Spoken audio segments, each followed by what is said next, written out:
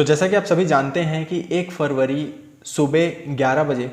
हमारे देश की फाइनेंस मिनिस्टर निर्मला सीतारमण जी ने देश का अमृत काल का पहला बजट जो है वो अनाउंस कर दिया है। और इस बजट में किसको क्या खास मिलने वाला है और किन के लिए क्या बेनिफिट्स मिलने वाले हैं, इन सभी चीज़ों के बारे में आज हम इस वीडियो में चर्चा करेंगे। लेकिन उससे पहले मैं आप लोगों को कुछ और जानकारियाँ देना चाहूँगा जो राजनीतिक मुद्दों से जुड़े हुए हैं। सबसे पहला चीज़ कि विपक्ष इस बजट को हमेशा से कहता आ रहा है कि कहीं ना कहीं ये बजट देश के बड़े उद्योगपतियों को फ़ायदा पहुंचाने के लिए ही लाया जा रहा है। हालांकि आप लोगों को ये बताना चाहूँगा कि कभी भी देश का बजट दोनों के लिए होता है, चाहे वो उच्च वर्ग का हो चाहे वो निम्न वर्ग का हो, दोनों के लिए ही कहीं ना कहीं कुछ ना कुछ बेनिफिट्स होते हैं। अगर हम उस टॉपिक पे डिस्कस करें जिस टॉपिक पे विपक्ष हमेशा से बात करती आई है कि इस बजट में आम आदमी के लिए, किसान के लिए, गरीबों के लिए कुछ ऐसा खास नहीं किया गया है, तो आगे हम इसमें चर्चा करेंगे कि किस सब्जेक्ट पर गवर्नमेंट ने किन किन चीज़ों को रिलैक्सेशन के तौर पे सामने रखा है और किन किन चीज़ों को नई योजना के तहत शुरुआत करने वाला है। अगर हम बात करें हमारे प्रदेश की यानी कि छत्तीसगढ़ के मुख्यमंत्री भूपेश बघेल की, तो उन्होंने कहा है कि ये जो बजट है वो हमेशा से वैसा ही बजट आया है जैसा से गवर्नमेंट हमेशा से लाते जा रही है, और इस बजट में कुछ खास देखने को नहीं मिला है। ना तो इस बजट में कुछ खास किसान के लिए किया गया है, ना तो आम आदमी के लिए किया गया है, ना तो गरीब के कल्याण के लिए कुछ किया गया है। ये जो बजट है वो सिर्फ और सिर्फ देश के बड़े उद्योगपतियों को ही समर्पित है और उनके इस बजट को लाया गया है, जबकि मुझे ऐसा कहीं कुछ खास नज़र नहीं आता है। तो आज हम इस वीडियो की शुरुआत करते हैं उस टॉपिक पे जो आज के डेट में बहुत बड़ा चर्चा का विषय बना हुआ है। जी हाँ, आज हम बात करेंगे सबसे पहले टैक्स स्लैब के बारे में। आप लोगों को बता दूं कि टैक्स स्लैब जो पहले एक टैक्स स्लैब होता था जिसे ओल्ड टैक्स स्लैब कहा जाता है, वो कुछ इस तरीके से है, आप अपने स्क्रीन पर देख सकते हैं। और जो नया टैक्स स्लैब है वो कुछ इस तरीके से है जो अभी आपको आपके स्क्रीन पर दिख रहा है। अब इस टैक्स स्लैब में आप अगर 0 से 3 लाख रुपए तक कमाते हैं जो कि सालाना है, तो आपको ज़ीरो यानी कि कोई भी टैक्स देने की आवश्यकता नहीं है। लेकिन वहीं अगर आप 3 से 6 लाख रुपए कमाते हैं तो आपको 5% टैक्स देना पड़ेगा। आपको 10%, 9 से 12 लाख पे 15%, 12 से 15 लाख पे आपको 20% और 15 लाख से ऊपर आप जितना भी कमाएंगे उस पर 30% का आपको टैक्स देना होगा। लेकिन यहाँ पर सबसे अच्छी बात ये भी है कि जो पहले टैक्स स्लैब एक 5 लाख रुपए सालाना इनकम करने वालों के लिए लगता था, अब उसे बढ़ा करके गवर्नमेंट 7 लाख रुपए तक ले गई है। यानी कि आप ये देख सकते हैं कि अब जो है वो आम आदमी को 7 लाख रुपए सालाना कमाने पर भी कोई टैक्स नहीं लगेगा। हालांकि इस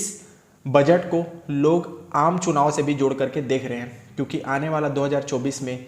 बहुत बड़ा इलेक्शन होने वाला है जिसमें पुनः देश की प्रधानमंत्री के लिए चुनाव लड़े जाएंगे। अब इसमें कौन सी पार्टी जीतेगी, क्या चुनाव के नतीजे होंगे, इस पर हम कभी और चर्चा करेंगे, उस पर कभी और कुछ स्पेशल वीडियोस हम बना करके आपके लिए लेकर के आएंगे। लेकिन फ़िलहाल अभी इस जो बजट को कहा जा रहा है वो सिर्फ चुनाव के लिए या फिर कह सकते हैं चुनाव को जीतने के लिए है। तो आप लोगों को मैं एक चीज़ क्लियर करना चाहूँगा कि हर पार्टी, चाहे वो भाजपा की हो चाहे वो कांग्रेस की हो, हमेशा से चुनाव के मुद्दे से ही बजट को जोड़ करके देखा जाता है और कहीं ना कहीं वोट पाने के लिए लोगों का कभी ना कभी भला करना पड़ता है। भले गवर्नमेंट 4 साल कुछ बेहतर काम करे ना करे, लोगों को इससे फ़र्क पड़ता है लेकिन गवर्नमेंट को फ़र्क नहीं पड़ता। लेकिन बात जहाँ आती है इलेक्शन की, तो हर किसी को कहीं ना कहीं अपने स्वाभिमान के लिए या फिर कह सकते हैं कि अपने स्वार्थ के लिए चीज़ों में फेरबदल करना होता है। और उसी का नतीजा है कि आज हमें इतना बड़ा टैक्स स्लैब पर रिलैक्सेशन देखने को मिल रहा है।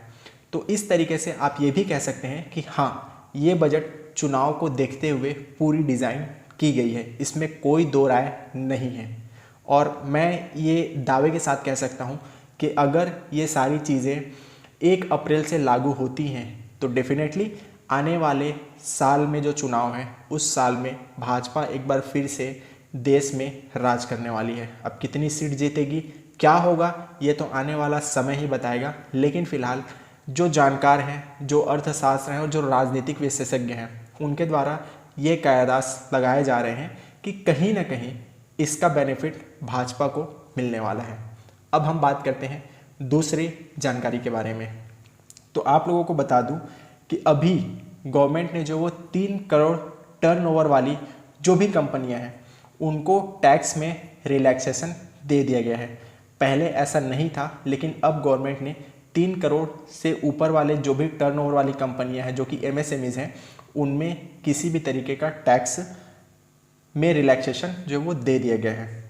वहीं अगर हम बात करें टोबैको की, यानी कि तंबाकू उत्पादक की, तो उसमें गवर्नमेंट ने 16% ड्यूटी जो वो हाइक कर दिया है, जो कि एक तरीके से आप ये कह सकते हैं कि कहीं ना कहीं टोबैको प्रोडक्ट जो कि 3 साल तक किसी भी तरीके के ड्यूटीज़ में उसमें कोई बदलाव नहीं था, लेकिन वर्तमान समय में उसके ड्यूटीज़ पर जो वो इंक्रीज़ कर दी गई है, जो कि 16% तक हमें देखने को मिल रहा है। अब इससे आईटीसी के शेयर, या फिर हम कह सकते हैं कि वीटीएस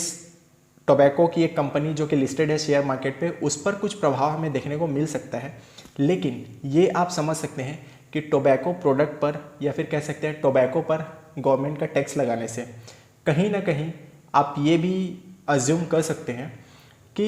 इसकी जो गैर कानूनी स्मगलिंग्स हैं, या फिर आप कह सकते हैं कि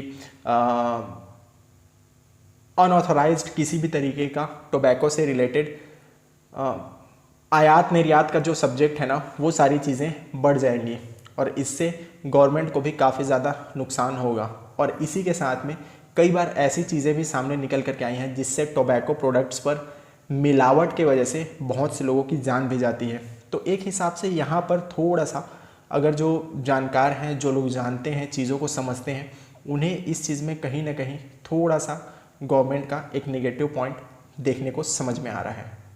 अब बात करते हैं चौथा सब्जेक्ट की, जो है इलेक्ट्रॉनिक प्रोडक्ट्स। अब ये भी आप लोगों के लिए जान लेना इम्पॉर्टेंट है कि यहाँ पर मोबाइल फ़ोन्स, टीवी और ईवीज़, ये जो सारी चीज़ें हैं ना, इस पर गवर्नमेंट ने जो वो टैक्स भी कम किया है और साथ ही साथ इसके जो रेट हैं वो भी कम हो जाएंगे। लेकिन किस किस के रेट बढ़े हैं वो आप अपनी स्क्रीन पर देख सकते हैं कि इन चीज़ों पर जो वो प्राइस जो उसका बढ़ने वाला है आने वाले समय पे, और इन सभी चीज़ों पर प्राइस जो है वो कम होने वाला है। निर्मला सीतारमण जी ने ये भी अनाउंस किया है कि आने वाले समय में इंडिया में 30 ऐसे स्किल इंडिया इंटरनेशनल सेंटर्स की स्थापना की जाएगी, जिससे आज देश के यूथ को स्किल इंडिया के तहत वो हर चीज़ें सिखाई जाएंगी जिससे इंडिया आने वाले समय पे बहुत डेवलप कर पाए और लोगों को काफ़ी बेहतर रोजगार भी मिल सके। तो ये सारी चीज़ें थी जो हमें देखने को और समझने को मिल रही हैं, और इन सभी चीज़ों से बहुत सारी चीज़ें हैं जो डेफिनेटली इंडिया को पूरा रिफॉर्म कर देगा। चाहे हम 2025 की बात करें या 2030 की बात करें, तो पूरे तरीके से इंडिया अपने एक नए रूप में, एक नए अवतार पर देखने को मिलेगा। और ये सारी चीज़ें तभी पॉसिबल हैं जब हम यूथ को एम्पावर करेंगे, और यूथ का एम्पावरमेंट करने के लिए गवर्नमेंट ने इस 30 नए स्किल इंडिया इंटरनेशनल सेंटर का जो है वो स्थापना करने की भी घोषणा कर दी है। इसी के साथ इसी से जुड़ा हुआ एक और चीज़ है जो आप लोगों के लिए जान लेना है, वो ये है कि डिजिटल लाइब्रेरी के भी गवर्नमेंट जो वो काफ़ी ज़्यादा बढ़ावा दे रही है। वर्तमान समय में बहुत से ऐसे लाइब्रेरीज़ हैं जो सिर्फ पुस्तकों से भरे हुए हैं, लेकिन आने वाले समय में डिजिटल लाइब्रेरी को भी प्राथमिकता दी जाएगी और उसको भी बनाने के लिए गवर्नमेंट एक नया योजना की भी शुरुआत कर रही है। और उसी के साथ में डिजिटल लाइब्रेरी और डिजिटल पुरातात्विक के जो भी तथ्य हैं उन सभी चीज़ों को डिजिटली रूप से भी सेव करने का एक नया स्कीम कह सकते हैं या फिर एक नया प्रोग्राम कह सकते हैं, उस चीज़ को भी गवर्नमेंट शुरुआत करने जा रही है। इसी के तहत अगर हम बात करें वुमेन्स के लिए, तो आप ये समझ सकते हैं कि जो महिला हैं या फिर जो बुजुर्ग महिला हैं, उन लोगों के लिए एक तरीके से गवर्नमेंट ने सम्मान बचत पत्र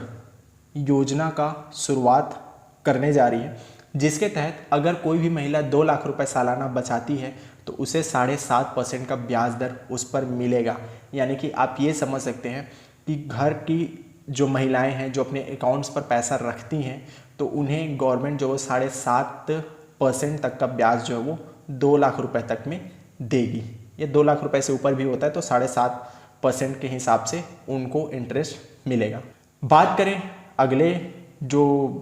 घोषणा थी उसकी, तो यहाँ पर एक चीज़ जो सबसे इम्पॉर्टेंट है और सबसे अच्छी बात भी है कि गवर्नमेंट ने 66% दर से इस बार प्रधानमंत्री आवास योजना को एक्सपैंड करने की योजना बनाई है और उसको अनाउंस भी कर दिया है, जिसके तहत 79,000 करोड़ रुपीस इन्वेस्ट किए जाएंगे लोगों को घर दिलाने के लिए। मोदी सरकार का हमेशा से एक विज़न रहा है कि सबके पास में अपना एक खुद का घर हो जो कि पक्का मकान हो। इसी के तहत निर्मला सीतारमण जी ने इस बात की भी घोषणा की कि आने वाले समय में लोगों को उनका खुद का आवास मिलेगा। बात करें जिस तरीके से कंट्रीज़ अपने अपने नेशंस को डेवलप कर रही हैं, चाहे वो टेक्नोलॉजी पर हो, चाहे वो किसी भी चीज़ पर हो,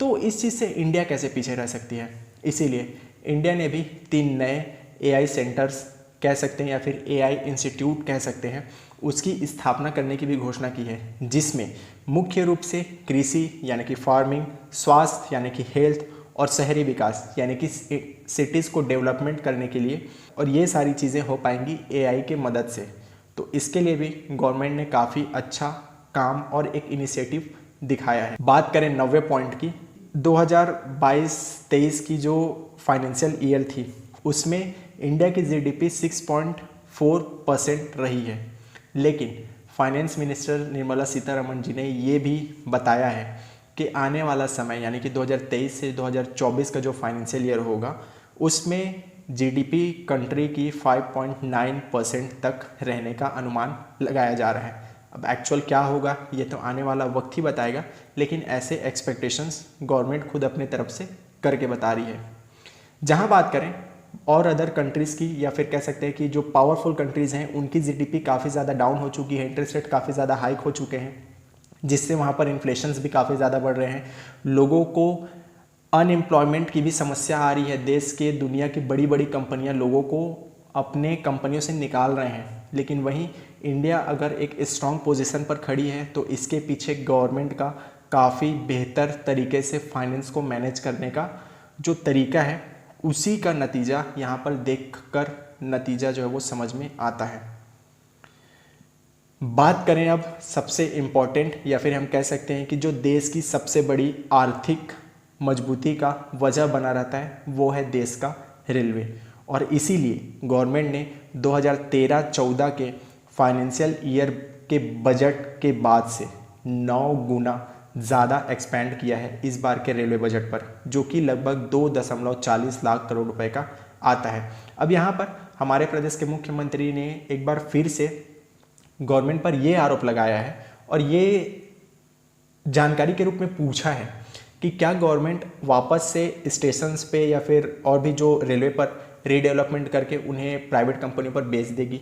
हो सकता है ये चीज़ें भी संभव हैं, लेकिन आपको एक चीज़ समझना होगा कि गवर्नमेंट का काम बिजनेस करना नहीं है, गवर्नमेंट का काम है देश चलाना, और अगर गवर्नमेंट बिजनेस करने पे फोकस करे तो देश का डेवलपमेंट नहीं हो पाएगा। इन चीज़ों को आप किसी भी अर्थशास्त्री से जाकर के पूछ सकते हैं, जिनको इकोनॉमिक्स के बारे में काफ़ी ज़्यादा नॉलेज है, जो डेवलपमेंट के बारे में जानते हैं, उन्हें एक चीज़ बेहतर तरीके से समझ में आएगा कि गवर्नमेंट केवल और केवल गवर्नमेंट रूल करने के लिए है, ना कि बिजनेस करने के लिए। तो माइट बी पॉसिबल कि बिजनेस जो वो आने वाले समय पर प्राइवेट कंपनियों के हाथों में जा सकती है, जिससे देश की डेवलपमेंट होगी, डेफिनेटली होगी। हम ये भी समझ सकते हैं कि यहाँ पर जो 2 पार्टियाँ हैं, जिसमें हम मुकेश अंबानी और गौतम अडानी का नाम बेसिकली जानते हैं, इनको फ़ायदा होगा। क्यों? क्योंकि ये देश के वो सबसे बड़े प्लेयर हैं जो हर बिड्स पर, हर चीज़ों पर अपना बिड्स लगाते हैं और उन्हें कहीं ना कहीं उस चीज़ का बेनिफिट मिलता है, और इनके पास में वो कैपेसिटी है कि वो हर चीज़ों को जीत सकें। तो एक तरीके से आप ये भी समझ सकते हैं कि प्राइवेटाइजेशन जो वो देश को पीछे नहीं करता है, बल्कि प्राइवेटाइजेशन जो वो देश को आगे बढ़ाने में हेल्प करता है। और जितनी भी जो बड़ी कंट्रीज़ हैं, उन सभी को आप देख सकते हैं कि वहाँ गवर्नमेंट अपने बिजनेसेस पर फोकस नहीं करती, वो अपने कंट्री पर फोकस करती है, जबकि बिजनेस के लिए कहीं ना कहीं एक प्राइवेट सेक्टर का बहुत बड़ा प्लेयर उनका हेल्प करता है। और ये चीज़ें जितनी भी डेवलप्ड कंट्री हैं उन सभी के साथ में लागू होता है। इस चीज़ को लेकिन हमारे देश के नेता नहीं समझ पाएंगे। एक और इम्पॉर्टेंट है वो ये है कि गवर्नमेंट जो वो फार्मिंग स्टार्टअप्स को बढ़ावा देने की कोशिश कर रही है और इसीलिए फार्मिंग का जो लोन कैपेक्स है उसे भी गवर्नमेंट ने बढ़ा करके अब लगभग 20 लाख करोड़ रुपए तक का कर दिया है। और इसी के साथ में ये भी घोषणा कर दिया है कि जो भी नए स्टार्टअप्स आएंगे अगर वो फार्मिंग से रिलेटेड है तो उन्हें मुख्य रूप से बढ़ावा दिया जाएगा। तो डेफिनेटली आप ये भी समझ सकते हैं कि गवर्नमेंट सिर्फ और सिर्फ मैन्युफैक्चरिंग पर या फिर बाकी सारी चीज़ों पर ही फोकस नहीं कर रही है, बल्कि वो कहीं ना कहीं प्रोडक्ट्स के उत्पाद पर भी फोकस कर रही है, उसके उपजाऊ पर भी फोकस कर रही है। और इसीलिए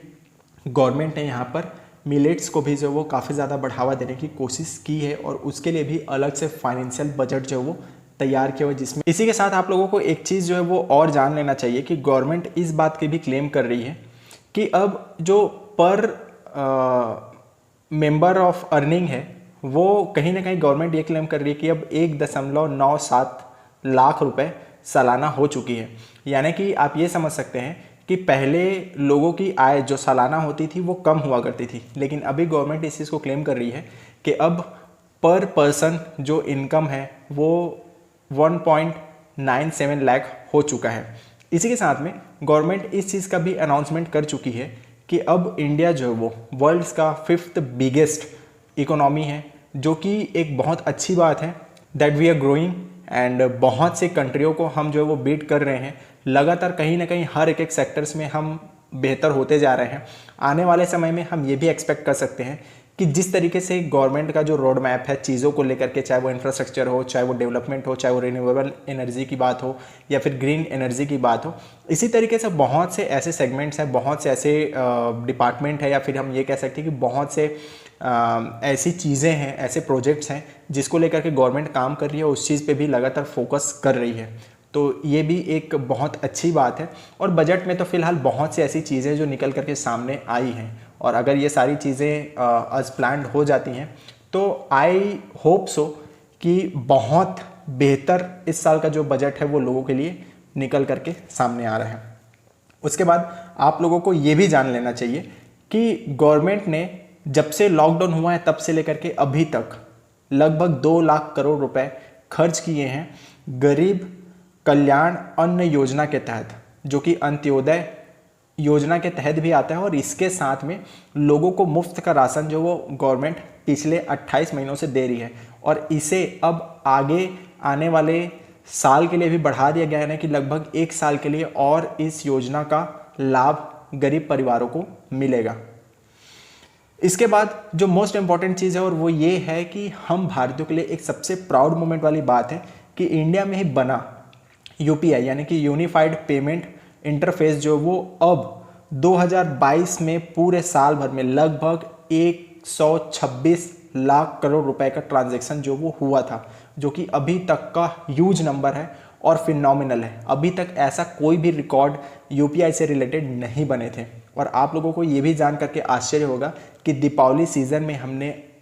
जो भी रिकॉर्ड्स थे वो सारे रिकॉर्ड ध्वस्त कर दिए थे। तो एक तरीके से आप ये समझ सकते हैं कि इंडिया में डेवलप्ड ये यूपीआई का जो मॉडल है वो काफ़ी सक्सेस रहा है, और इसी के बाद से बहुत सी कंट्रियां ने भी यूपीआई को अपनाने के लिए इंडिया के साथ में एमओयू साइन भी किया है कि नेशनल ग्रीन हाइड्रोजन प्रोजेक्ट के तहत गवर्नमेंट जो वो 19,700 करोड़ रुपए खर्च कर रही है,